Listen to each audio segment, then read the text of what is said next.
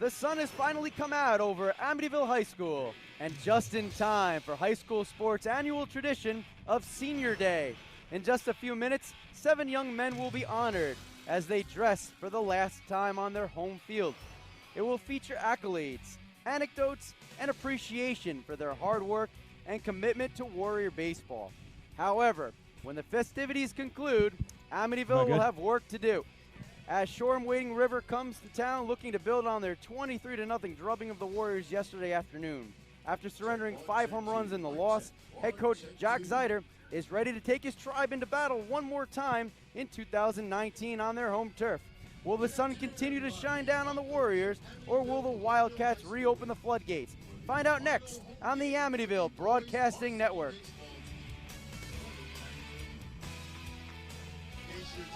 Once again, good afternoon and welcome to Amityville Memorial High School as we get set for Senior Day. Very special day here. Matt Grice, Noah O'Deach joining you here on the Amityville Warriors baseball game, Amityville Sports Network. We are going to introduce the seniors and send it over to head coach Jack Zeiter and PAA announcer right now with Mr. Gerald Asbelt. Hi, everybody. Thank you for coming. I have to talk into this so that they could pick me up on our broadcast. I know. If you can't hear me in the back, Andrew and Anthony, just let me know. All right? All right. Thank you very much for coming and supporting us throughout the entire 2019 season. We really appreciate it. We're very lucky this year to have a lot of great guys with us who've been with us for a really long time, but we're unlucky because we lose them after tomorrow. We want to just take a minute and thank them for hanging with us for the last several years. Some of them longer than others. But regardless of the time that they put in, we're going to miss them all a lot. So, Marco, you're first. Marco came back to us this year. Last year, he wasn't with the team. He was with the team as a sophomore and a freshman, but we're really, really glad to have him back this year. He's a big part of the team. He went down with an injury a couple of weeks ago, but he worked his way back, and he's making his way back to right field today. So, Marco, we're going to miss you, buddy. You're a big part of the team. It's going to be sad to see you go. Marco, we got a little something for each of you guys. Mr. Asbel.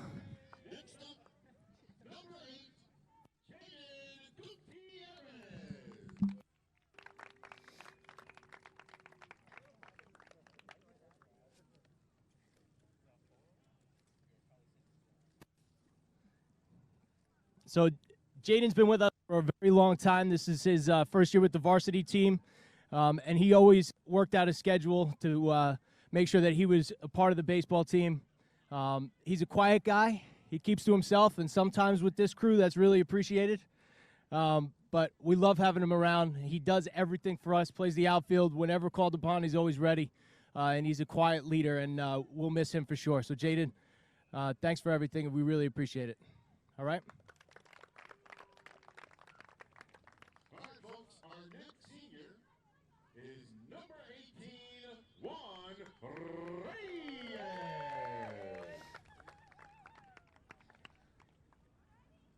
Yep.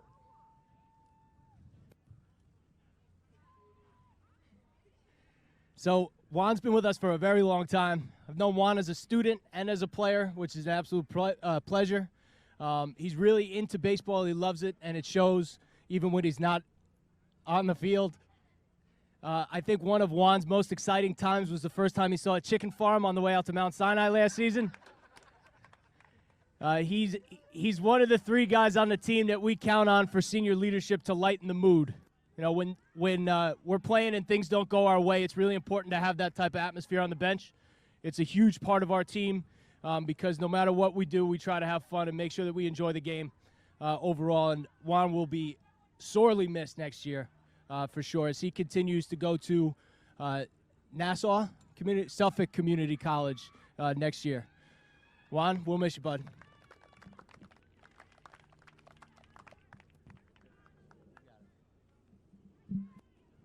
All right, folks, next up, lucky number 10, Asher Hassan.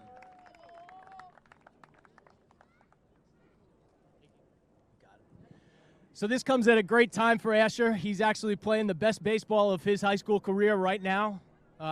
Just last week, he robbed a home run right over there against John Glenn. And yesterday, he made his pitching debut against Shoreham. And it was a sight to be seen. He comes in, never pitched on the varsity level before. Strike, strike, strike, strike. Kind of made me feel silly that I didn't put him in sooner. Aside from that, he's a hard-working kid.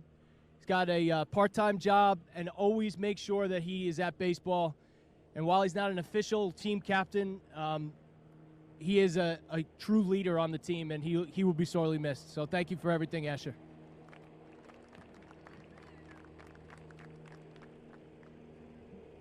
Next up, folks, number 1, Trevor Garrar.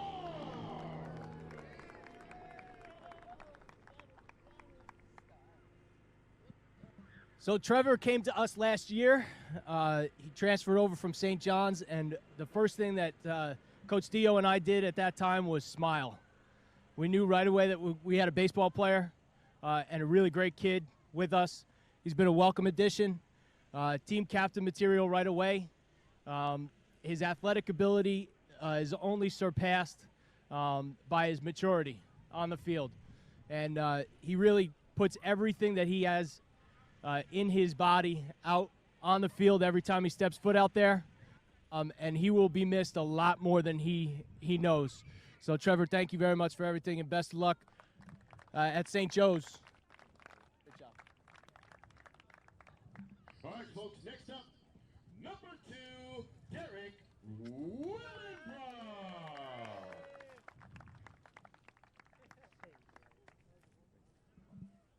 So,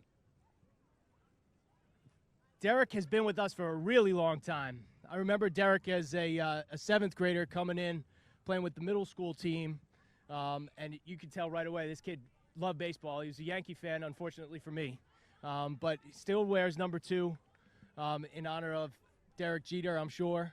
And Derek's he doesn't have to play baseball to be a leader.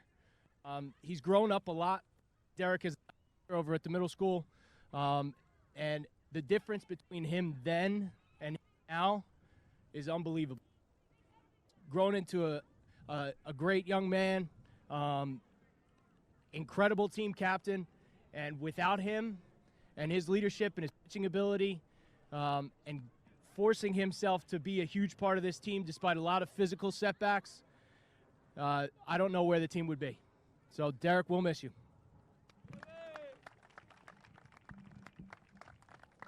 All right, folks, and last but not least, this young man I've known for many, many years. He is the 3rd member of the Abate clan. He's the baby. Ladies and gentlemen, put your hands together for number 17, Patrick Abate.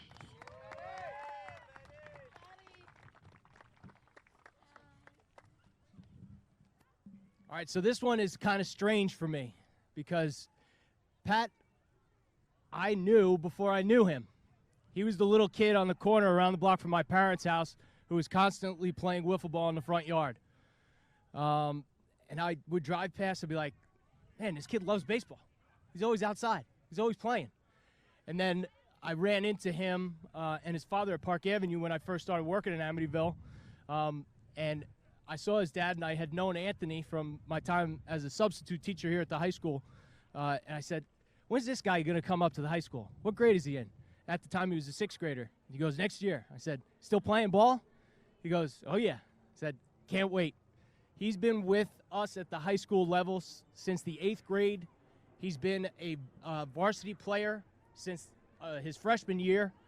He's appeared in 75 consecutive games as a catcher at the varsity level. And while I don't have access to records yet, I will look into it because there has to be some type of school record, if not Suffolk County record.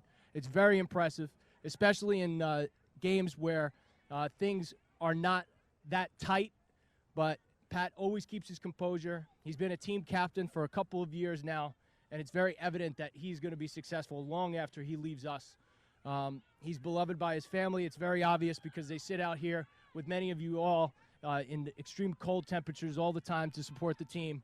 And every guy standing here in red jersey right now, Coach Spatola, myself, we will miss him like we are losing a leg because he keeps us up consistently every single day. He's like a third coach, and just we'll be lost for a little while without Pat. We'll get back, but we'll be lost for a little while without Pat for sure. So, Patty, we miss you. Once again, ladies and gentlemen, let's give all of our seniors a big round of applause. Also, congratulations to Coach Zider and Coach Spatola, and also to the Amityville broadcast team. My name is Gerald Asbell, and I'm signing off. Thank you all very much for coming. We really appreciate it. All right, fellas. Let's go. All right, what a great ceremony. Welcome back again. You're watching Amityville Warriors baseball here on the Amityville Broadcasting Network as it's Senior Day. What a fun ceremony. Soon we have to get down to business, though, as the Warriors will take on the Shoreham-Wading River Wildcats. Once again, Matt Grice along with Noah O'Deej. I'll tell you what, it's been pouring for a few days, but it's certainly a beautiful day for baseball. Oh, yes, definitely. It's so nice to know that this game wasn't actually canceled due to the rain, but it's so good to see the sun shining down on a beautiful baseball diamond to watch America's favorite pastime. We have some time before first pitch, which should be around 4:30, but we'll try to bring you some exclusive interviews with some of the players, especially the seniors. But right now, we have the privilege of being joined by the head coach of the Amityville Warriors baseball team, Coach Jack Ziders. We play around with his headset. Looks like he's a little out of his element there, but we'll get him ready to go. Coach, thank you so much for joining us. This has to be a bittersweet day for you, certainly. Yeah, bittersweet for sure. Thanks for having me, guys. I really appreciate you coming out here. I know it's a little windy, but the setup will hold strong. So, Coach, you start the season as the assistant coach, Coach Chris Dio. We have to give him credit. He worked with you for the last several years, and he had to step away. How was that transition for you and for your team as you got set to become the head man here for the Warriors baseball team? It was made a lot easier. We got a great group of kids here. The seniors are a huge support for me. I've known them for a long time. I was with Chris for this would have been our 5th year together. So we had a really good thing going on, good system. We knew each other. We were comfortable with each other, and the kids really knew what was expected of them. So they didn't really skip a beat. I had a lot of support from, administration. They were with us all the way. And the parents reached out to me really the day that I took over. And, with all of those things in place, it really made things very smooth. But I got to give a lot of respect to Carl Spatola for stepping in because he really made the transition even smoother. All right, you have that seven seniors. What do you think makes that group of seniors so special? Especially you have stars such as Patrick Abate and Juan Reyes on that team. They just love the game. It's really evident every day that they practice with us. We talk to each other even when we're not on the field. They have a lot of respect for each other, and it doesn't really matter if we're winning 1-0 or losing 5-0. They're constantly supporting one another. Their heads are in the game. They really just love being with each other in each other's company, and they're never bringing each other down. And you don't really see that a lot, or as much as you should see that with high school athletes. Patrick Abate has been in the program since he was in 8th grade when I actually had the pleasure to coach him on JV. And he has grown so much over the years, and you talked about it in the ceremony. 75 consecutive starts behind the plate. What has he meant to this team, both on and off the field, but also to you personally as a coach, getting to coach him for the last several years? I've said it before, and I'll say it again. It's kind of like losing one of your legs. He keeps you up. He's like a third coach. He helps to set up practices. He helps to run practices, and he just knows baseball. He watches baseball every day. He goes over his swing in freezing cold in his own backyard in his batting cage with his dad and his grandfather. He's constantly around the game, and it's really, really evident when any player loves the game as much as Pat. and then he steps out on the field because he just knows where he needs to be before he's there and before the ball's hit to him. And when you're in a season like a baseball season, it's not, you see each other, for a game once a week, or, you see each other just for a couple of hours. You're seeing each other every single day. If you include off season to now and all of the events that we have after the season's over, you're seeing each other really every single day with the exception of Sundays.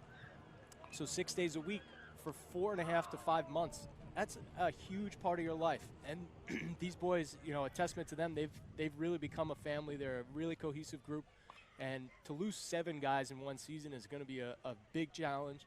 But we've got a strong group of young kids who are excited and have seen an awesome role model put in front of them really at every position. So we're confident that they'll be able to take the baton. Well, you speak about the great chemistry between all these guys, and I think it's really evident, obviously, before any game, and whether you're on the field or off, a lot of them have such high spirits going into every game. How do you think seeing those 7 seniors have such high energy throughout the season, how do you think that sets the model for the younger players maybe coming up from JV or the underclassmen on the team? When you go out there and you see a senior who he's been there, he's been through good times and bad times, and he knows what he's getting himself into, and you see that no matter what the score is, no matter what the situation in the game is, he's still going 100 miles an hour and giving 110% all the time. You can't really ask for anything more than that. As a coach, you try and instill that in a player, but motivation only goes so far. There is a lot of intrinsic value that you need to have in a player to have them be successful. And these 7 guys, no matter their talent or physical ability, their motivation's there, and a lot of it comes from inside of them. We're talking with head coach Jack Zeiter of the Amityville Warriors baseball team, and it was a beautiful ceremony, Coach, and it's a great day, but we have to remember there's a game coming up. Yes, Shoreham Wading River, they're one of the toughest teams in the county. You played them yesterday. You took a loss there. What's the strategy going in today after bouncing back from yesterday? I know you want to put on a show on Senior Day in front of your home fans. What do you do to respond to yesterday to try to go up against such a juggernaut like the Wildcats? Well, to steal a quote from Coach Spatola, it's an easy game. You catch the ball, you hit the ball, and you make the right play. I wish it was that easy. But we got to pitch. We have to keep the ball down on this team. They're a very strong hitting team, very strong fundamental team, and a really good pitching team, too.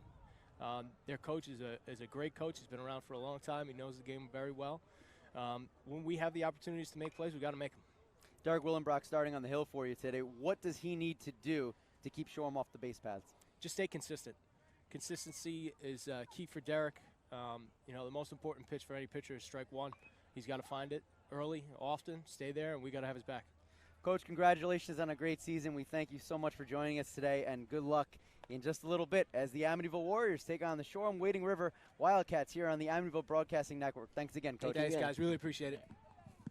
All right, so we have a lot of action still to come here as we are here at Senior Day at Amityville Memorial High School. Matt Grice, Noah O'Deege on the Amityville Broadcasting Network. We want to take a moment now just to remind our viewers this afternoon, if you can, please go on YouTube and subscribe to our channel. We need 1,000 subscribers so that we can continue to bring you this great content. We're looking forward to having football and basketball next year, along with many, many other school events. We did the Black History ceremony, we did the Women in Sports ceremony, and it's a pleasure to be able to bring that content to you, but we need your help. So go on to YouTube, either through your YouTube account or through your Gmail account, and please subscribe to the Amityville Broadcasting Network. Noah, seems like everybody's really, really excited. You have to hope that carries out onto the field today. Yeah, I think the biggest concern for every team, especially the Amityville baseball team, is carrying over that same energy, whether or not from the Senior Day celebration or just pre-game practices, carrying that same energy out onto the field during the game, especially going up against a juggernaut like Shoreham Wading River. You need to be able to keep your head in the game and not really get carried away by the score. Let's take a moment to look at last game. The Warriors lost 23-0 against Shoreham Wading River, at Shoreham Wading River, and it was a contest in which the Warriors gave up 5 home runs. Coach Zeiter talked about today being consistent. I think Derek Willenbrock, the starting pitcher today, if you want to keep the ball in the ballpark, you have to keep the ball low in the strike zone. Well, yeah, that's a fact. Keeping your pitches tight and making sure you stay consistent. Derek has to be able to do that, especially if you talk about last game. They say the greats have short memories. They're going to have to put that trouncing yesterday behind them if they want to go in today strong and hopefully come out with a win. Shoreham comes in with a 13-4 record overall. They're 9-4 in league play, and right now that's good enough to put them at second place in League 7. Right now, Miller Place in the lead with a 15-3 overall record, 11-2 in the league. Amityville right now sits at 0-13 in the league, 0-18 overall. This is going to be a tough hill for the Warriors to climb, but certainly be a nice way for them to finish if they can steal one here at home against one of the toughest teams. Well, you say that. You speak about their record, currently number 2 in League 7. I believe that for Amityville, Shoreham comes in here thinking this is just another game. This is another team that they just have to beat on their way to the playoffs, on their way to the postseason. Amityville's looking to play spoiler right now, and that's basically the mentality they have to have. Whether you're a bad team playing at home, you have a good team coming in, you have to play the villain sometimes and just look to spoil their season. Even if you don't come out with a win, still let them show Shoreham what flaws they have and look to exploit those flaws early. The Wildcats, this is a team that's used to the big moments. They're used to the postseason, as they are a team that has been in the postseason 33 consecutive years. So it's going to be a fun contest, but we hope to talk to some more players. Let's hear from some of the seniors. Right now, team captain Patrick Abate is going to join us here on the air on the Amityville Broadcasting Network. An exciting day for him, probably a bittersweet day also, as this is Patrick's last home game here in Amityville, in front of his home crowd, in front of his family. But Patrick, how are you feeling entering today's game? It's really bittersweet, like you said. You know, it's I've been here for 4 years, played 80 games. Knowing this is the second to last or last home game, it's you know, I'm looking forward to it. But you know, it's going to be the end of an era for me. It's going to be a good time. Well, you say the end of the era. 80 games is definitely not a little amount of games, especially when you talk about varsity level baseball. 75 consecutive games at catcher has to be some sort of record, and if not a record, it shows just the consistency and value you put into this team. What do you look to model, and what do you look to instill in the other future catchers coming up for this team? And how are those knees holding up after 75 straight? They're doing good, you know, hanging on to the last strands of ACL, I guess. But, you know, I just try to be a role model and try to teach the young, you know, juniors and even freshmen that are on varsity how to conduct themselves, how to hold themselves to a high standard. So the team, you know, looks professional and we compete. That's the main goal. Well, you being a catcher, obviously you having to see a lot of the field at once, and staying focused is one of the key components of being a catcher. Especially when the score is not as tight as you'd like it to be. How do you stay in that same mindset of I'm still looking out for every single play, every single lead base, everything? It comes with experience. For sure, you have to, you know, no matter what the score is, no matter, you know, what inning it is, you have to be there mentally, because, like I said, you know, I'm the captain, I'm the team captain, or one of 3. So all these, you know, underclassmen look up to me, and if I conduct myself like, you know, not to a high standard, then they're gonna model that, which is not a good thing. So I have to, you know, model myself after the underclassmen.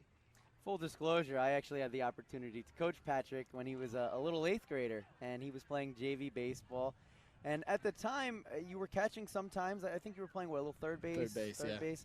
And you really studied hard and learned that position well. But what I want to ask you now, between 8th grade, when you first started at the high school level, and now, what is the biggest change that you've seen in your game? Ooh, good question. I would say 2 things. The ability to lead a team, such as this, and production on the field, which obviously will go up every year, or at least it should. leading a team like this is not easy. I have help from these two guys right here, Trevor Grahn and Derek Willenbrock, and we try to model ourselves to be the best leaders we can be, and all of our production goes up every year, which helps the team as much as possible. So that's it's always a good thing. You're in the trenches today against one of the top teams in Suffolk County, right behind home plate. What are you doing out there today? How are you calling this game? What's the key to try to get a victory against a juggernaut in the league? Establish inside early, two-seam fastballs. Make sure Trevor's curveball is working first inning, and don't be afraid to go upstairs. Patrick Abate, thank you so much for joining us this afternoon, and congratulations once again on a fantastic career here for the Amityville Warriors baseball team. Good luck today as well. Thank you. Thank you, guys. All right, once again, this is Amityville Baseball coming up here on the Amityville Broadcasting Network. Matt Grice, Noah O'Deege. First pitch slated for 4:30. It's 4:17. I don't see the visiting team yet.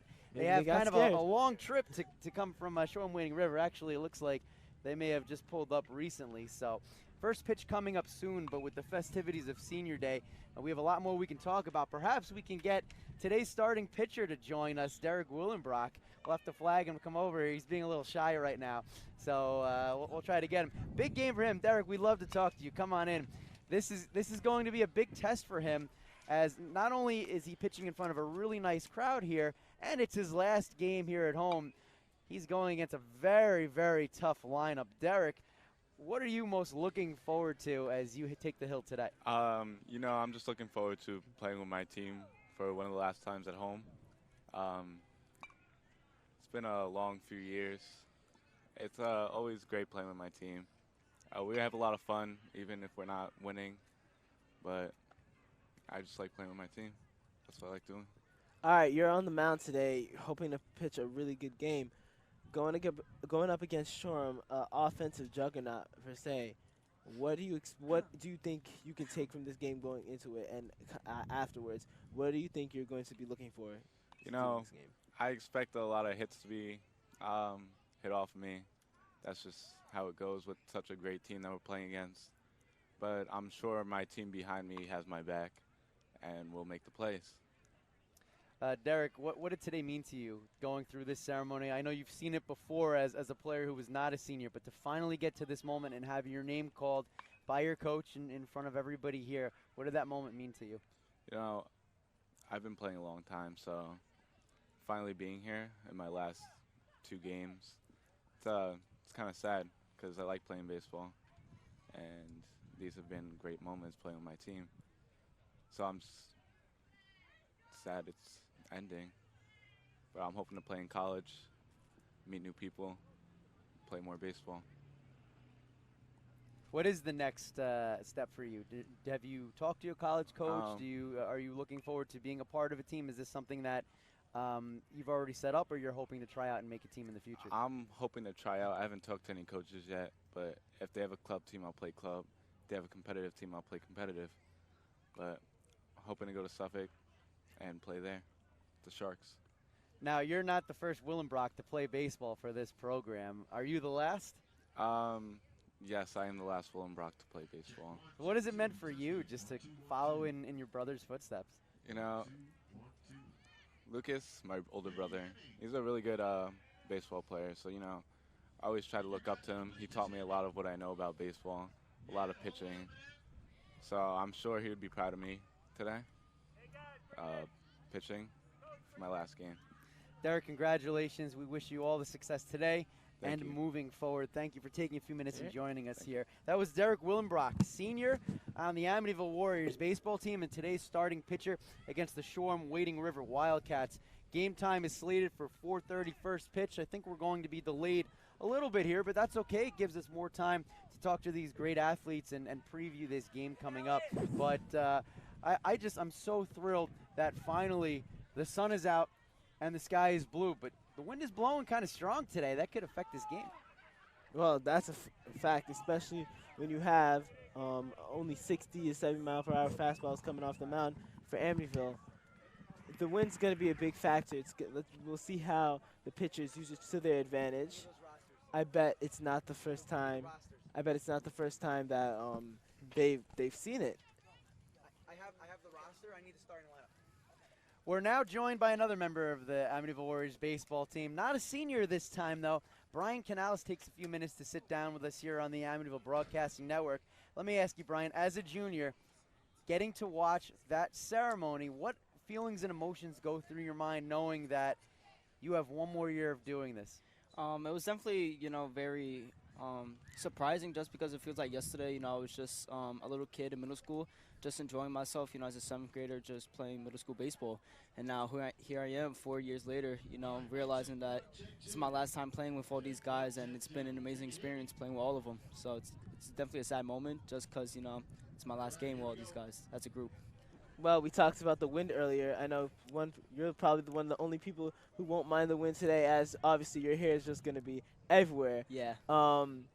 Playing with all these guys, especially those 7 seniors, being an underclassman, what do you think they bring to the table as being role models for you? I think overall they all bring their different types of leadership. You have the quiet leaders, you have the, very amazing leaders, and that they're very vocal with what it is that they want and expect from you. So it's just overall just growing under their tree. It allows me to set an example for what will be my senior year come next year and be a team captain as well. So overall just allows me to mature not only as an individual but as a baseball player. Is there a player on this team, a leader, one of the seniors perhaps, that had a significant impact on your development either as a player or somebody who will be a future leader of this team? Most definitely Patrick Abate and Trevor Grant, just because, I play with these guys outside of high school. I play on a separate travel league club with them. So it's not only that I know I have a great friendship with these guys, I also know the kind of people they are outside of baseball. So it's like just growing under them and getting advice from them on and off the field, it just allows me to develop as a player. And overall, just whether I make an error or I make a regular play, they're always keeping me up, and you don't want nothing more from them than just that. So I appreciate everything they've done for me throughout their time on the varsity level, and couldn't be more thankful for them. All right, you being a multi-sport athlete in Amityville, how do you think that baseball, what do you think is the biggest difference in baseball than any other sports you play, such as football and etc.? Well, I think with baseball, I think you have to be very agile, and you also have to know every situation. Not everything is going to be the same for you. Track this past winter, I learned that it's pretty much a lot of running and getting used to conditioning and stuff like that. In baseball, it's all around just being well fitted, and you have to learn how to you have to learn how to swing a bat. You have to learn how to track outfield balls in the outfield. It's all about base running and timing. Baseball compared to other sports, it comes with a lot of physics. You have to learn at what angle you have to swing a bat at, and how fast you have to chase after a certain ball and how to run it. So it's as simple as that. And then obviously I see you guys have a lot of high spirits going into today's game, and you do mostly in most of all your games, and especially on the field and off the field, you guys keep those high spirits. It's during the game, though, that you have to bring that same energy. What do you think is the strategy to keep the same energy all around, no matter what the score is? Well, I mean, in all my years playing Amityville baseball, I've kept the same mentality no matter what the score is, whether we're up or down. I always cheer my teammates on, whether they make a good play or, whether they mess up on a play. You always want to bring them up in some shape or form. So that's what I always do. Always keep a smile on my face, and, always trying to find a way for my teammates to laugh, and just overall spread around good vibes throughout the bench, or whether I'm right next to them on the field. It's just simple. Don't put too much pressure on yourself. Just go out there and have fun. That's what the sport is about. And if you don't have fun, then simply you shouldn't be out here. And that's what it's all about, in my opinion. All right, you talk about keeping the energy up, making other teammates laugh. Of the 7 seniors that are graduating, who do you think is the not heartbeat, but the goofy one on the team that is that always keeps you guys cheered? I think surprisingly, even though he's a bit quiet, Marco, he's always very vocal with his emotions, and it's just every time you're around him, it's just you always want to laugh and you can't help yourself but smile, just because wow, like today's the last time I'm gonna be with you, and tomorrow as well. You're gonna miss all that, and that's what I think is gonna sink in after next week once the season's over. All right. Thank you so much, Brian, for joining us here Anytime. on the Amityville Broadcasting Network. We wish you all the success today and beyond in your baseball career. Thank you so much, Mr. Garce. Appreciate it. Thank you, Noah. Again, you're watching Warriors baseball here on the Amityville Broadcasting Network. We are a little while away from first pitch as Shoreham Wading River has just gotten here. We're going to continue breaking down this game, and it should be a lot of fun today here for Amityville. Nathan, get me a player. We need Amityville Senior. Well, yes, it's going to be a fun game, especially Amityville baseball. Not a lot of people in the crowd today, but just enough to make some noise and support the Amityville home team. But the Shoreham team on paper is dangerous, but we'll see if they have what it takes to match the mentality of this Amityville team.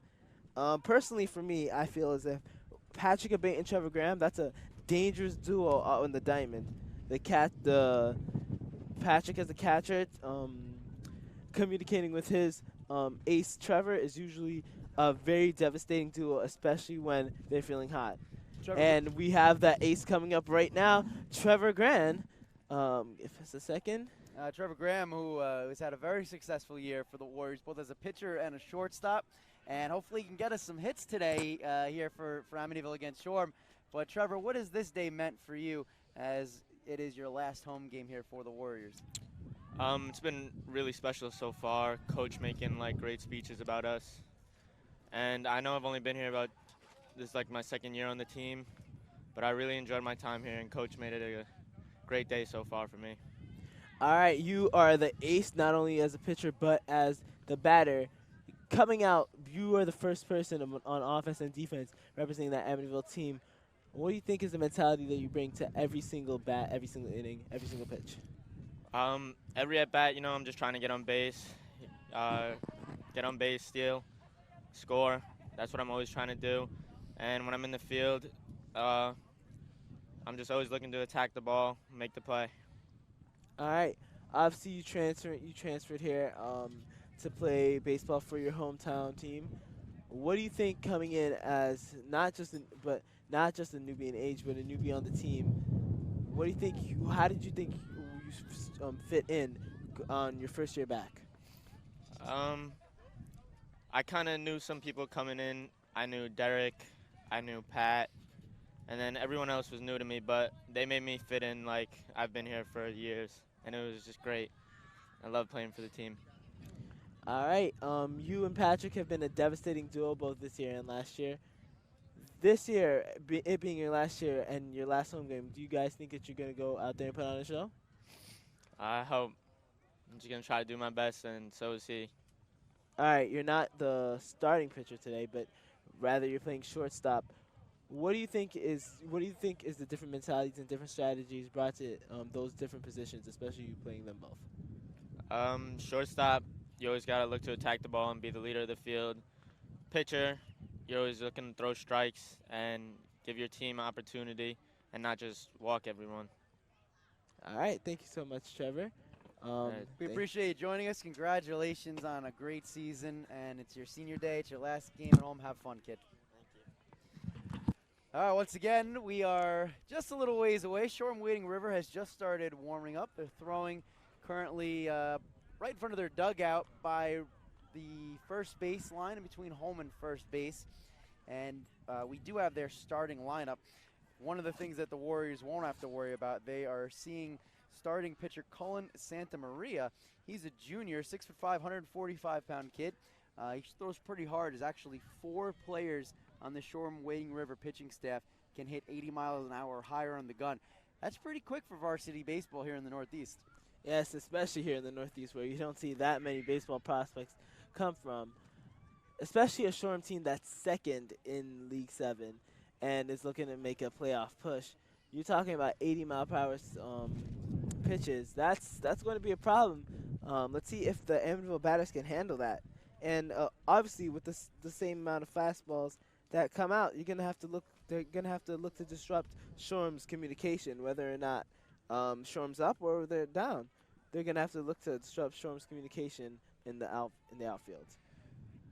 It looks like Shoreham's about to take the field for their infield outfield, and perhaps they're still going to continue to throw. This time they're moving over into the outfield grass. So as they continue to get Luce, we can continue to talk about what a great day it is today, what a great atmosphere, and one of the things I'm really happy to see is the turnout from the fans and the family members. Yeah, the fans, obviously, it's always great to see your family, always good to see your fans turn out for the games, but especially when it comes to performing, I think all the Amityville players are going to look to put a show on for their family members. It's always great when you're an athlete to see somebody out there to support you, and just as much as you play, you're representing them. And I know the Amityville players who are so family-oriented are going to look to show out for their fans.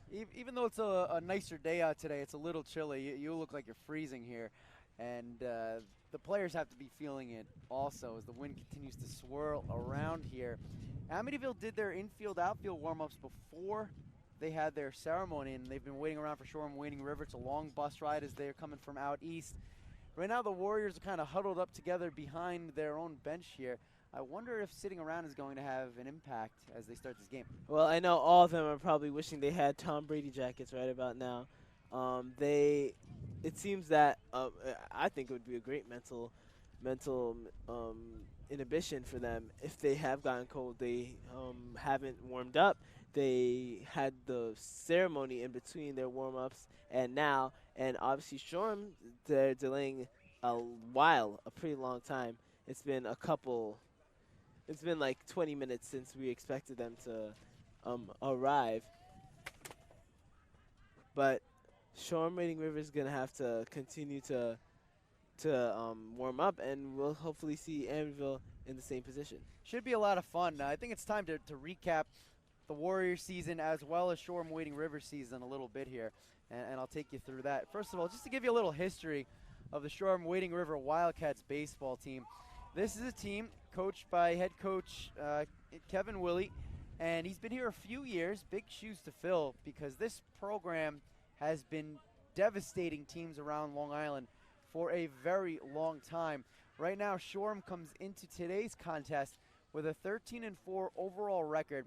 They're 9-4 in league play. They do have a couple of losses here in the month of May. Shoreham did lose recently to Mount Sinai 6-2. That was on the road back on May 7th.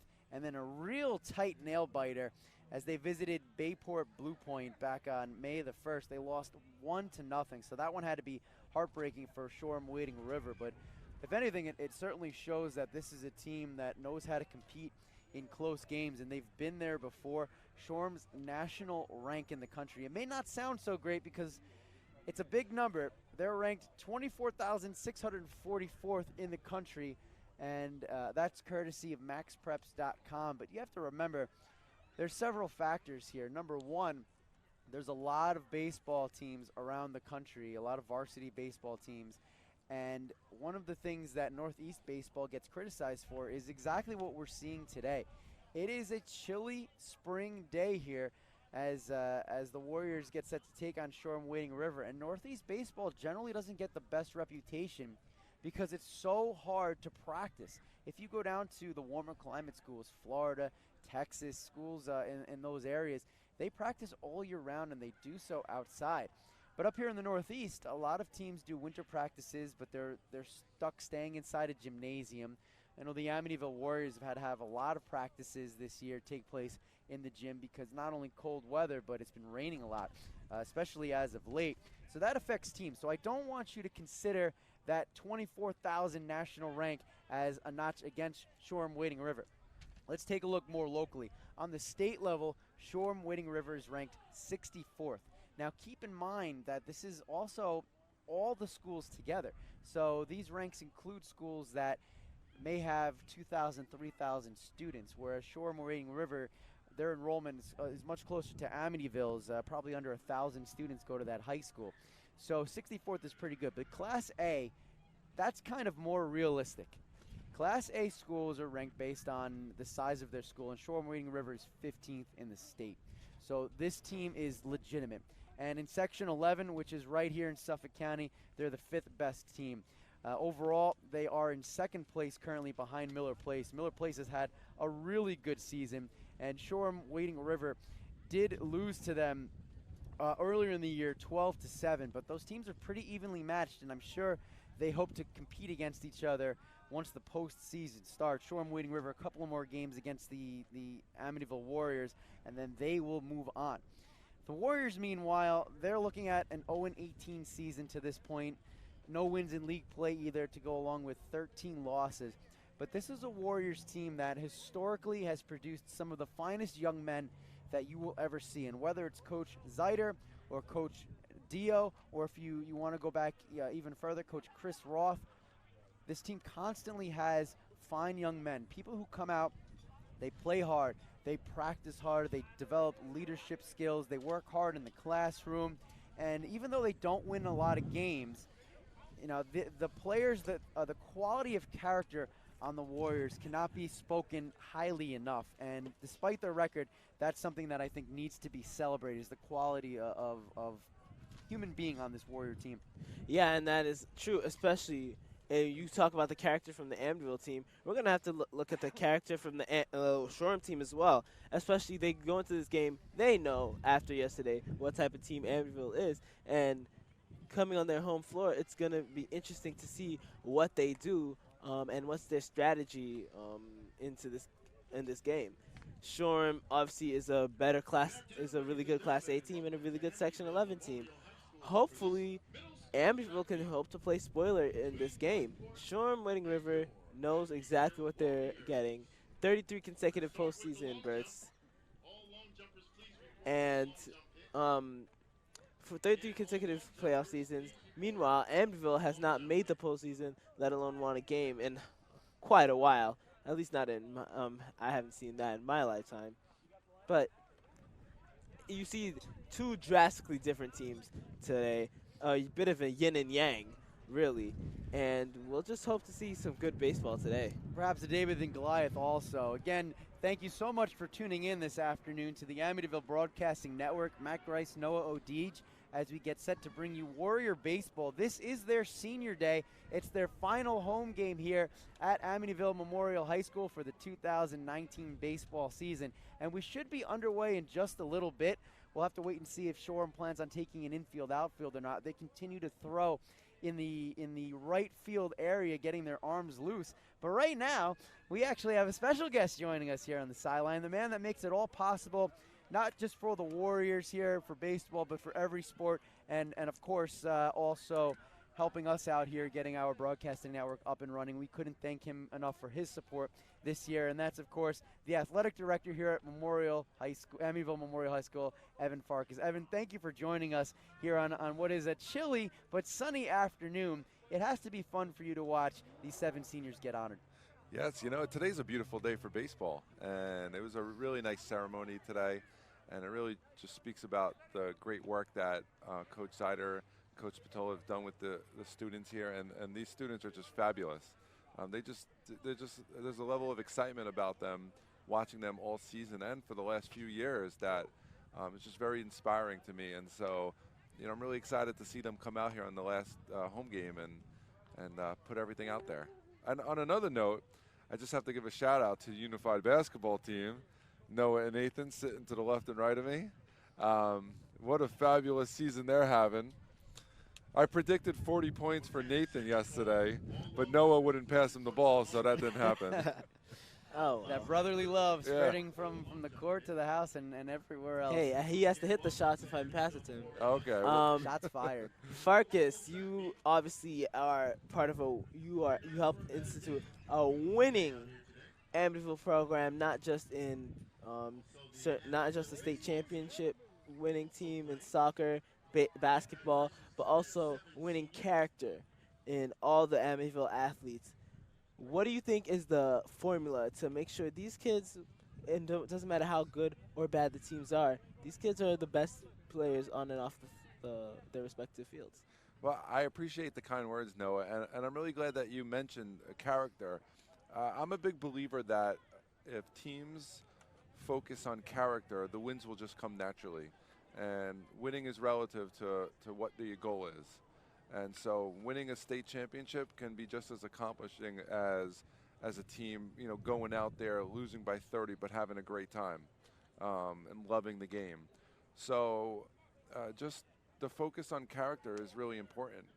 And And to me, it's exciting that you even mentioned that and that you see that, because you're right. We do have the best student athletes, and I just love coming out to these games, and they have so much spirit, and they're hardworking young men and women, and they see the bigger picture, which isn't always and which doesn't always end with a championship.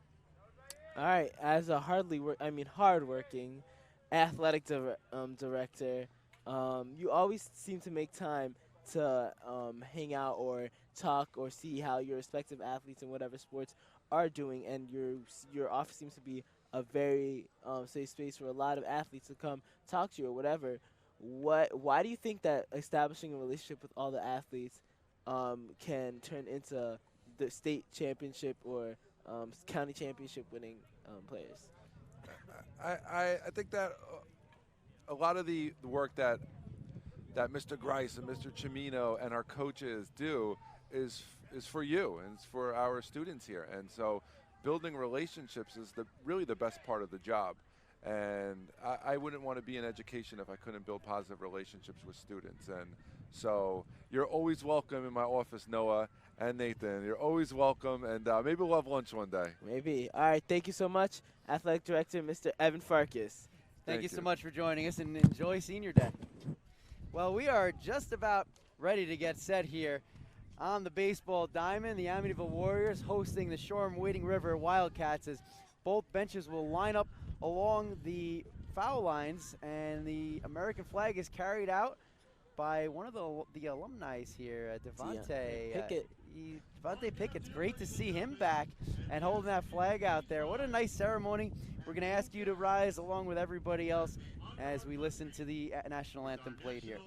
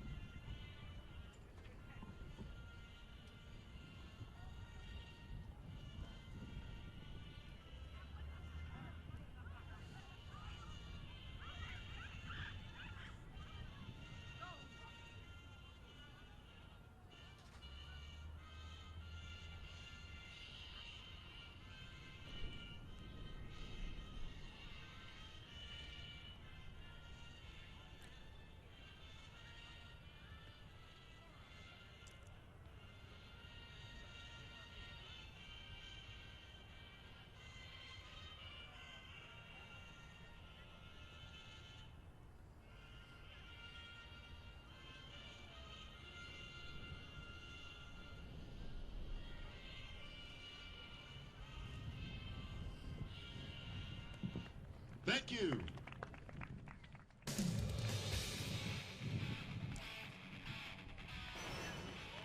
Well, it is time for baseball, finally, here at Amityville Memorial High School on the baseball diamond, as the Amityville Warriors host the Shoreham-Wading River Wildcats on Senior Day. Matt Grice, Noah O'Deej, thank you so much for joining us here this afternoon on the Amityville Broadcasting Network. We're just a few minutes away from first pitch, as head coach Jack Zeiter, along with assistant coach Carl Spatola, give some final words of wisdom to the Amityville Warriors. They're in a huddle around the American flag, just to the left of home plate and in front of their dugout. But it should be a fun game as the Warriors, 0-18, try to steal a win at home against the Shoreham-Wading River Wildcats, who come in with a 13-4 record.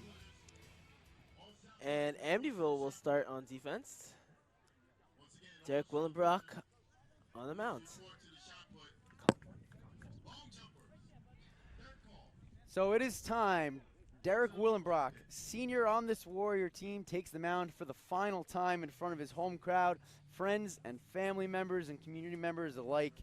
And he's got a really, really tough lineup to navigate. We'll take you around the positions in just a moment. But to give you the lineups today for Shoreham-Wading River, this is a team that has just been one of the top hitting teams for a long time in this league. They come in very young with their pitchers, who have actually done a very good job this year. But let's take you through the starting lineup right now. As leading off for the Wildcats and playing third base will be DJ Brown, the 12th grader. Also plays shortstop. He's a fine athlete. Comes in 5'11", 195 pounds. Batting second will be the designated hitter, and that is Tyler Winterkrantz. So he will be hitting today for the pitcher, Santa Maria. Batting third and playing first base is Peter Minechi. Batting fourth and in left field is going to be Everett Ware. Batting fifth in right field will be Jack Logan. Sixth and playing shortstop, Mason Kelly, another 12th grader, one of the very athletic players on this team. Batting eighth, the second baseman, Nick Bettenhauser, and rounding it out and catching behind the plate, number 40, Liam Bose. The defense for the Amityville Warriors will take you around the diamond, starting from first to third. Slack's going to be at first base. Reyes is at second. Grant is at shortstop. Henze is at third. Patrick Abate is behind the plate. Gutierrez is in left field. Hassan in center. Joseph in right. And on the mound is Zach Willenbrock. We are all set for baseball here at Amityville Field. We're set for first pitch. Willenbrock delivers. Fastball upstairs, and the count is 0-1 to DJ Brown. Willenbrock gets his sign. Deals the pitch, and it plunks him between the numbers. So Brown heads to first base on the hit by pitch. Probably not the way that Willenbrock wanted to start. Maybe some pregame jitters, maybe some rust from sitting around for so long. You know, definitely. I know when that arm gets cold, it can get a little hard to control the snap of the wrist, especially when pitching. Wiederkrantz steps into the box. He's the designated hitter for today. Warriors will have to look out for the steal. Willenbrock gets set from the stretch, delivers the pitch, and he plunks Wiederkrantz. So Wiederkrantz will head down to first base. Back-to-back pitches between the numbers. If you're going to get hit by a pitch, that's the place to do it. Patrick Abate goes out to have a word with Willenbrock, and now Coach Zeiter goes to the mound also to try to settle him down. Yeah, definitely. After getting 2 straight walks, 2 straight hits by pitches, you're going to have to talk to your pitcher after that. Make sure you're good. Stretch out that arm. Make sure you rub it out. Make sure it's good, because, you know, this is going to be a very, very quick game if you continue to get walks. Senior Peter Minechi comes up to bat. He's playing first base today for the Wildcats. It's first and second. Nobody out here in the top of the first inning at Amityville Memorial High School. Coach Zeiter walks off the field, and Zach Willenbrock heads back to the mound. Minechi steps into the box. He looks down at his third base coach, gets the sign. Warriors are going to have to be alert, especially Patrick Abate behind the plate. Certainly plenty of experience. This is his 75th consecutive start behind the plate for the Warriors. Willenbrock from the stretch, and that pitch is fouled off, and the count is 0-1. Yep, very strong swing on that one, but just not enough accuracy on it as it goes back for a foul. Willenbrock gets the sign, checks the runner, taking his time. Now Willenbrock steps off and looks the runner back to second base. Brown on second base. Reyes heads over there to make sure he knows he's there. Here's the pitch. It's upstairs. Nobody moving on the base paths, and that'll even out the count at 1 apiece. All right, Willenbrock looks a little more focused. Willenbrock checks the runners, deals a pitch low. Good stop by Patrick Abate, short hop in the ball, checks the runners, no go, and the count is 2-1. Willenbrock needs to tighten up his pitch just a little. Amityville playing to pull as Gutierrez is almost at the line in left field. Willenbrock throws a pitch, and there's the ball ripped into left field right at Gutierrez. He makes the catch, gets the ball in. They had him played perfectly, and the runners do not advance. So 1 away here in the top of the first inning. Shoreham still threatening after the 2 hit by pitches with runners at first and second.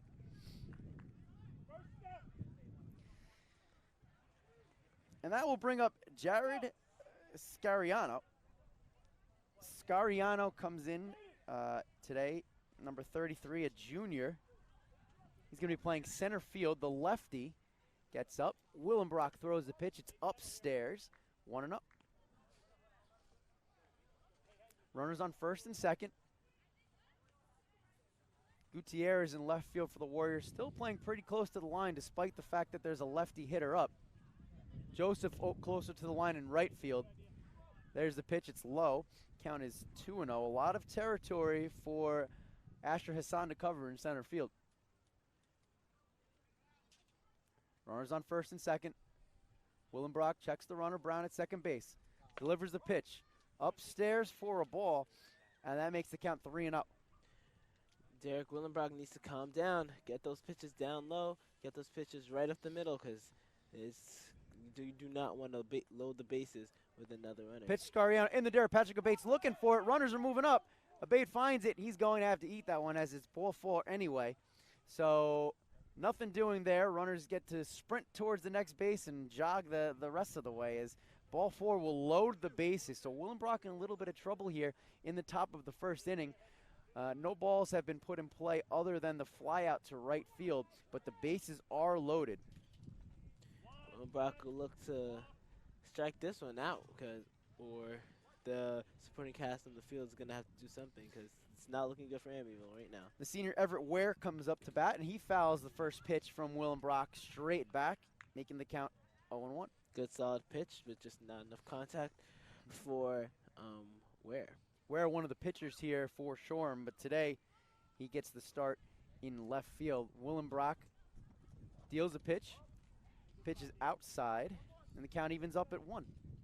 Wow, that pitch, one of Willenbrock's best pitches of this series right now, but seems to be a little outside. The 1-1 swung on and hit high in the air down the right field line, and it falls in fair territory as Reyes can't make the play. He picks up the ball, runs it in. Tough play on a pop-up over his shoulder.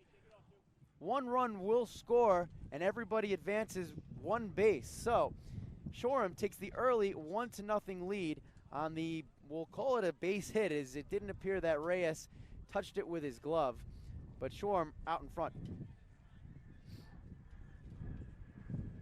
Here's a pitch from Willenbrock to the next hitter, and that would be number 5, Daniel Logan. Logan batting right-handed, has the bases loaded in front of him. 1 out here, top of the first inning, already 1 run in. There's the pitch, gets away from Patrick Abate as it's outside. Willenbrock smartly comes down to cover the plate. Runners do not advance.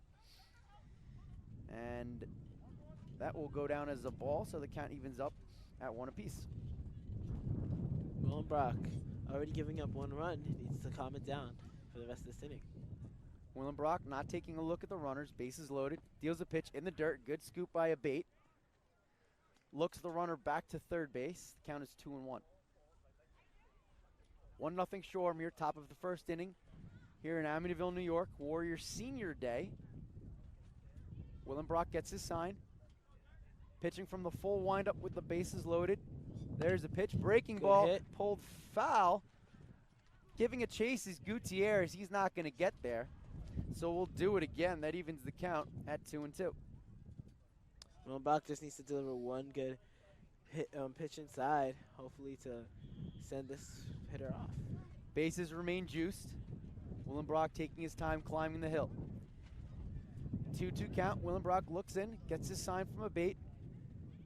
From the windup, here's the pitch. Swung on and missed. Strike 3. Took a little bit off that. A changeup. And Logan goes down swinging. So that's 2 away. And the bases remain loaded with 1 run in for Shoreham here in the top half of the first inning. Much needed strikeout there for Willenbrock. That'll bring up the shortstop now. Mason Kelly, another senior, as he swings and hits a little blooper to shortstop, taking 1 step back and making the catch, senior Trevor Graham, and that's it. The Warriors get out of the inning after loading up the bases by only giving up 1 run, and at the end of a half inning, it's 1-0 Shoreham as the Warriors come to bat. That was a good last 2 pitches by Willenbrock. For one gives him a strikeout, and the other one flies out to Grand. It's thank goodness, after having the bases loaded twice, they get out only down 1-0. At the end of a half an inning, 1 run on no hits, 3 left, all walks, 2 hit by pitches, 1 walk by Willenbrock. But you really have to give a lot of credit for the senior, and you wonder if that's some of his experience coming into play to get him to settle down and get out of that jam. Oh, definitely. If you've been in this situation before, you know how to get out of it, and you know what you need to do to focus. You've had good games, you've had bad games. Keep the same mentality of your good games. And there we see Santa Maria warming up for his pitch, looking real crisp. So let's take you through the lineup that Santa Maria is going to face today for the Amityville Warriors. Leading off, the shortstop, senior Trevor Graham. Batting second, co-captain, Patrick Abate. Batting third today will be Patrick Hensey, the junior. Cleaning up for the Warriors will be another senior, Jaden Gutierrez. Batting fifth, another senior, 7 of them all together in this lineup, and that is Marco Joseph. Batting seventh, trying to help himself out, that's the pitcher, Derek Willenbrock. Batting eighth, the second baseman, Juan Reyes. Or batting seventh, I should say, is Juan Reyes. Batting eighth, the shortstop, Hassan. And batting ninth is Joseph Slack, a junior. And you talk about Jaden Gutierrez, who had an amazing play off the first flyout. Great concentration, great focus to keep his head up, especially the sun beating down on him to make that catch. Hopefully he brings the same energy on the offensive end as he did at the defensive end. Let's take a look at the defense from first to third. For Shoreham Wading River, Minici's over at first base. Bettenhauser is at second. Kelly is taking over shortstop today. Brown is at third base. From left to right, we have Ware in left field, Scarino in center, Logan in right. Doing the catching is Bose. And on the mound, junior Cullen Santa Maria. He's ready to go. Trevor Graham steps into the batter's box, and here's the first pitch. Fastball grounded straight up the middle, fielded there by the second baseman, throws over to first, not in time. Bettenhauser had to hurry. He made a good throw, but the speed of Graham allowed him to beat it out for a single. That's a great hit by Graham, and then just enough speed to make it to the base. Santa Maria was not ready for that pitch to come up, that ball to come up the middle, and eventually he gets on base. As the next pitch goes, Patrick Abate comes up and he looks at ball one. Graham off of first. We'll have to see if he takes off, and he does. Abate swings, little hit and run to shortstop. Fielded there by Kelly with the backhand. Throws across the diamond in time, but moving to second on the play is Graham. So Abate moves the runner over and gets the job done. One away here, bottom of the first. Warriors trailing 1-0. That's a great heads-up play by Trevor Graham to make the steal, and it's even better to see we have another runner on second. Mason Kelly, a nice play on the backhand. That now brings up Hensey for the Warriors. He looks at strike one, fastball at the knees. Warriors being aggressive here early on. That pitch was taken by Hensey, but both Graham and Abate swinging early in the count. Well, especially since that they escaped the first of the inning. There's a pitch swung on and missed. A big cut by Hensey. Count is 0-2. They missed the first inning. They missed the top of the inning with they escaped out of it with only 1 run. So now they're trying to get that one right back. Grand leads off of second. Santa Maria sees the sign, delivers the pitch, swung on and missed. A strikeout for Santa Maria as Hensey takes a seat.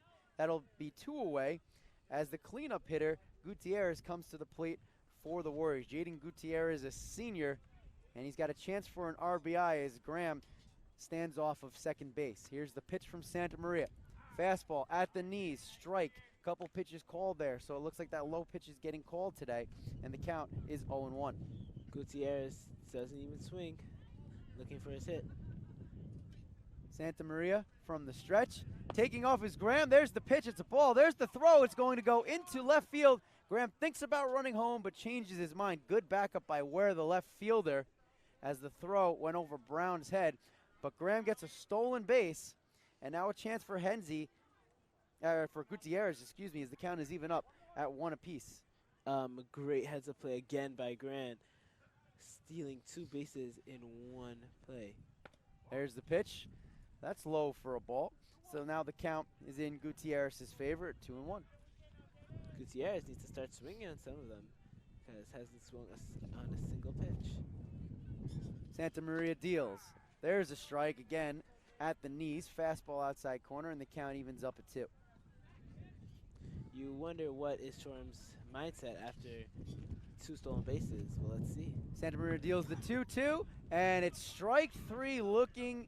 Gutierrez didn't like the call as he walks back to the dugout. So the Warriors strand Graham at third base, and after the end of a full inning of play, no runs on 1 hit, 1 left, and the Warriors trail Shoreham Wading River 1-0. Well, 2 steals already for Trevor Graham, the senior. He's looking to put on a show, most definitely. But you're talking about a good Shoreham team and Annville team that's just gonna scrap. But here we see Derek Willenbrock getting right back on base, and let's hope to see some good pitching. Derek Willenbrock settled down after hitting the first 2 batters he faced, and then walking a player in the first inning. He ended up walking their cleanup hitter. Bases were loaded with 1 out, and a highly explosive offensive team was only able to get 1 run out of that. So that, you would think, certainly gives Amityville some momentum, and Derek Willenbrock a little bit of confidence as he gets set to deal with the number 8, 9, and 1 hitters. Thanks so much again for tuning in today on the Amityville Broadcasting Network. It's Senior Day here. Matt Grace, Nathan O'Deach, as we get to bring you the top of the 2nd inning. And with that, I turn over the play-by-play duties over to Nathan. All right, Bettenhauser coming up to bat. Derek Willenbrock looking to capitalize on a decent first inning. It's Amityville Warriors Senior Night here. Bettenhauser at the plate.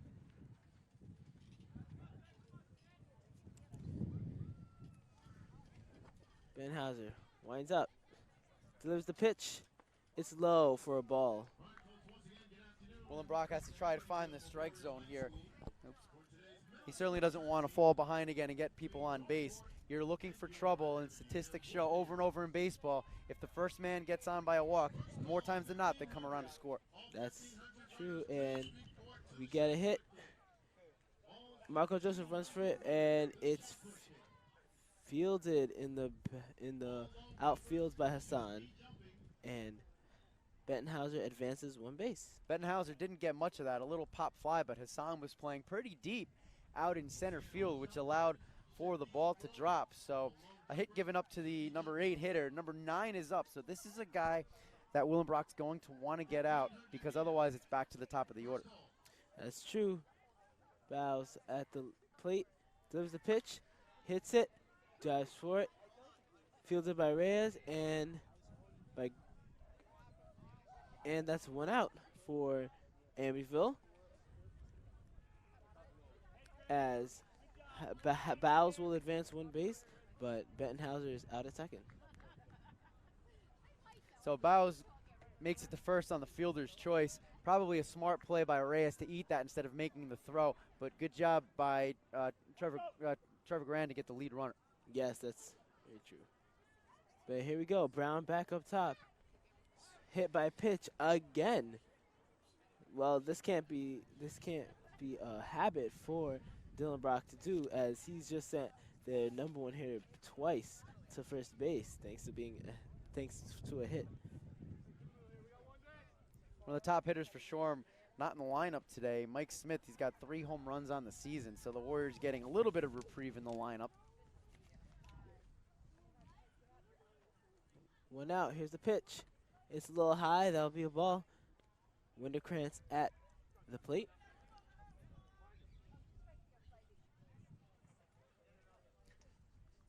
Runners on first and second.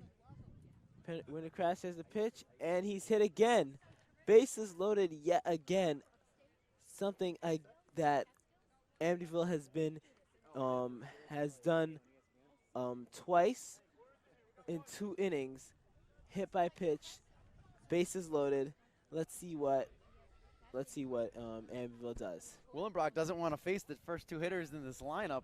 It's certainly not the intentional, unintentional walk, not what he wants to do. Let's see if he can get out of the jam again. Minechi hears the pitch. Strike one. Right up the middle. Dillenbach, hopefully he's found his groove. 0-1 count. Here's the pitch. And Bowles will go in to score off another hit as bases were loaded yet again, and Bowles will come in to score. Willenbrock needs to take a deep breath and regain the strike zone. He was able to do that in the first inning, but this is not what you want to do. You want to let Shoreham put the ball in play and let your fielders do the work. He's hit the last three batters. Here's the pitch. It's a little up. It's going to be a ball. Up and out. Patrick Abate telling Derek, calm down, bring that ball down, and that's going to be a key today for Amityville if they want to try to stifle the bats of the Wildcats. That's to keep that ball low in the strike zone. Scarino at bat. Here's the second pitch. It's going to be 1-1 count. Strike one. And that's what Willenbrock needs to do, a strike at the knees. The umpire's calling him low today, and if he's going to call it, that's where they want to put it. Another pitch. It's a ball. 2-1. Inside, and you can see the reaction from Scarino jumping out of the way. Derek Willenbrock not throwing very hard, so certainly, Shoreham doesn't want to get hit by the pitch, but I think they're going to be okay. Another pitch. It flies out. It's going to be even out the count, 2-2. And that's something that can actually throw off a team that's used to seeing pitchers that throw harder. When you get a pitcher that has a fastball that's in the low 70s, it almost acts as a changeup and gets Shoreham Wading River's bats out way in front of the ball as it was on that last pitch. Scarino. It's called out. Foul tip. Foul tip. It's going to still be a 2-2 count. Dillenbach, last time Scarino got to the plate, it was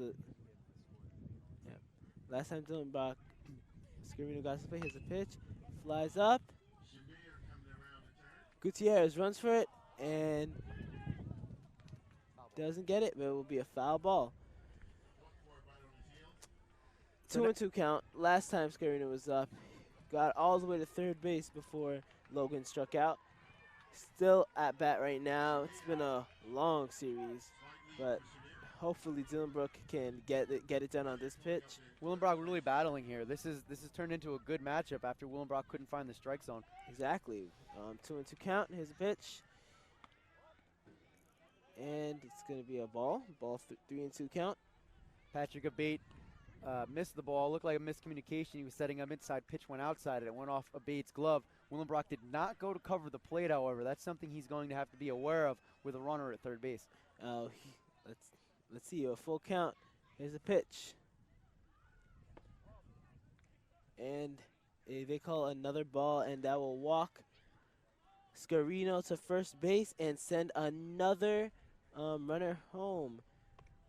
That's going to be Brown coming down to score. It's currently 3-0. Shoreham Wading River up after on the top of the second inning. Willenbrock has walked a lot of pitchers, and here's the pitch. Inside, Grant fields it to Reyes, and they choose to let the runner stay as Ware makes it to the second baseman, not before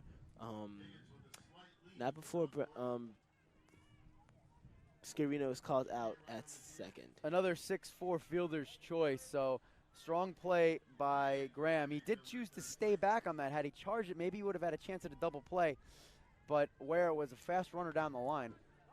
Well, you have to worry about those errors that the first baseman tends to make, especially going for a double play, as Willenbrock walks another batter, Logan, first base, and another will come to score. That's going to be Ware.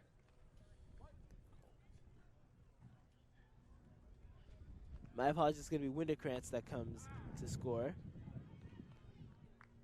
Bases loaded yet again.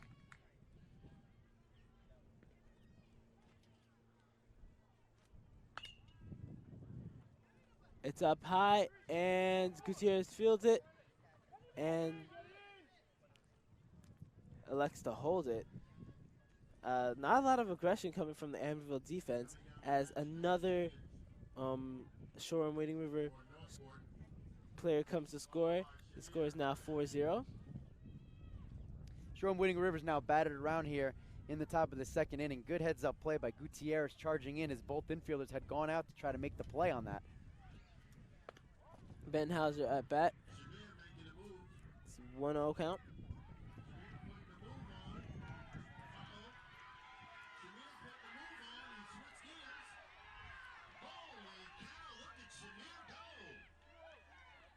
And they call another ball, 2-0.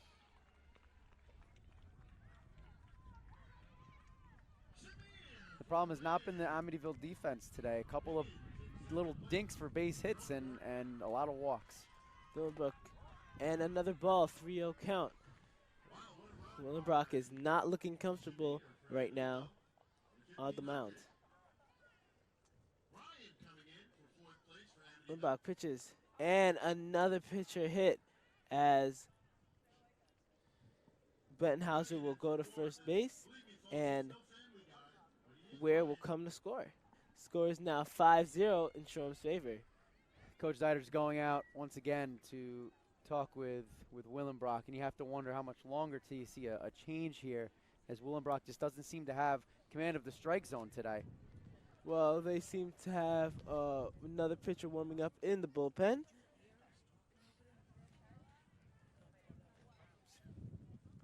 They have another pitcher warming up in the bullpen, hopefully to replace Willembrook if he has another disastrous inning.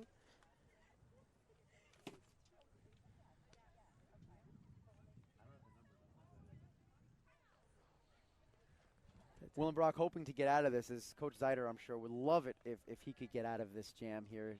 You don't want to have to burn through your team, especially with more games coming up here. Willembrook's pitch count is really not that high, though, because most of these have been hit by pitches as opposed to deep counts that have resulted in walks. That's true. He's only had one deep count that resulted in a walk, and meanwhile 5 pitches. And Willembrook gets it, and that's going to be the end of the inning as 3 outs. Bowes flies out to Willembrook, and that will be the end of the inning. Shoreham up 5-0. Not insurmountable for the Warriors to come back from this. Last game, it got out of hand as they lost 23-0. But you have to remember that this is a team that can hit. And it actually may not be so bad if that was, in fact, Willembrook's last inning of work here, because now the order has seen him pitch twice. And you figure that's when a really good team is going to start to jump on a pitcher. So if Coach Zeider makes the change in the next inning, and we'll have to wait and see if that ends up happening, that actually could end up putting Shoreham on their heels once again. So 5-0 is not insurmountable, but these Warrior bats are going to have to wake up. They're definitely. Santa Maria's getting ready to start this second inning. We're going to hope to see some real good batting out of Amityville, as Marco Joseph will be leading on for Amityville.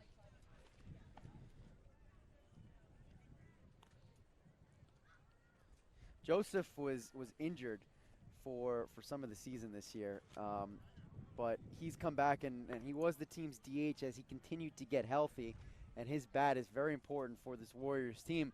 But today he gets the start in right field. He's healthy enough to play back out there, and as a senior, this has to be a real thrill on his final home game here to be able to get out there and play both sides of the baseball. But the Warriors are going to hope that his bat wakes up really quickly here, as they have some ground to make up. Coach Zeider is having some words with Marco. They're gonna have to definitely make some ground up, as they gave up 4 runs in the last inning alone after only giving up 1 in the first. Can you confirm the score? Okay. I feel like something's off in my book.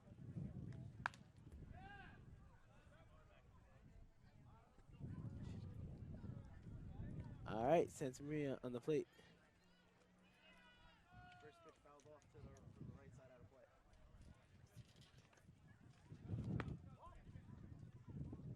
That's a ball for Santa Maria. 1-1 count. Wind continues to pick up here. If the Warriors can put some balls in the air, And that's strike 2. for both teams, that could be an advantage for their hitters to hit some fly balls here, because it's going to be very difficult for these outfielders to track it. Santa Maria on the pitch. And he's got him swinging. Got him swinging. That's 1 strikeout, 1 out for Amityville. As next will be Derek Willenbrook, the pitcher, out on bat. See if Willenbrock can help himself out, get on base, and get something started for the Warriors. Here's a pitch.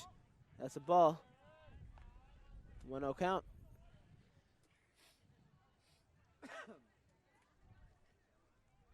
Derek seems a lot more focused on the plate. And that's a foul ball as it pops up. 1-1 count.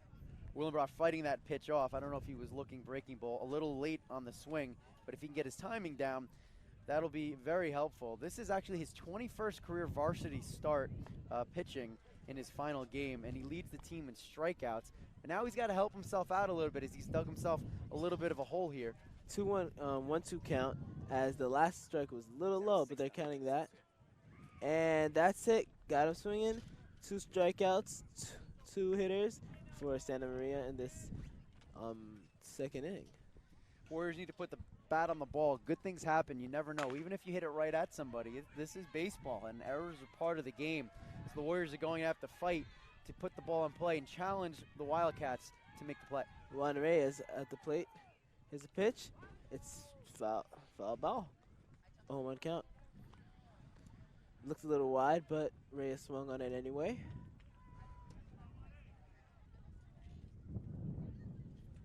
Here's the pitch. They called ball. Reyes thought about it. 1-1 count. He was able to hold up his swing on the breaking ball. The pitch. That's straight up the middle for strike 2. 1-2 count. Juan Reyes needs to start swinging. Earlier in the game, the Warriors were very aggressive. Their first 2 hitters, Trevor Grant, Patrick Abates, winning early in the count. And they call ball. Evens up the count 2-2. That's something that I'm sure they're going to preach to the bottom of the order also, as it seems like Santa Maria's throwing strikes. He's around the zone. Warriors should be aggressive. And he gets it. Grounds out. Pitcher. First base. Bam. That's out. So, 1-3 out for to end the inning. 1-3 out to end the inning, as Amityville is down 6-0 here on Senior Day. And play-by-play will be taken over by Mr. Matt Grice. And once again, we thank you for tuning in today on the Amityville Broadcasting Network. It is Senior Day here as the Warriors are staring at a 6-0 hole currently as we enter the top of the 3rd inning. Last inning, the Wildcats batted around, mostly though on the wildness of Zach Willenbrock. He's put a lot of people on with the hit by pitch. He's also walked a couple of players, but he goes out there as he's going to try to finish this off. This is his last time pitching in front of his home crowd. We'll have to see if he gets another opportunity on the road. But Coach Zeider is basically saying, here you go, kid. It's your game, and we'll have to see if he can find the strike zone. Hopefully he can, because you would not want to get pulled on your Senior Day, and no, he definitely wouldn't want to. It'll be the top of the order for the Wildcats. Brown, Widerkrantz, and Minechi. Brown and Widerkrantz, well, neither one of them has had a chance to put the ball in play today, as both of them were hit by the pitch in both of their first plate appearances today. So I guess when we were talking about before, the second, third time through the order, these guys really haven't seen what Willenbrock has yet. So hopefully he can use that to his advantage if he can get the ball over the plate. I mean, he's shown flashes, but not consistently, and that's something they're going to need if they're going to think that they're going to have a competitive game today. It's consistency. Brock looks prepared. Hopefully shakes off the slump.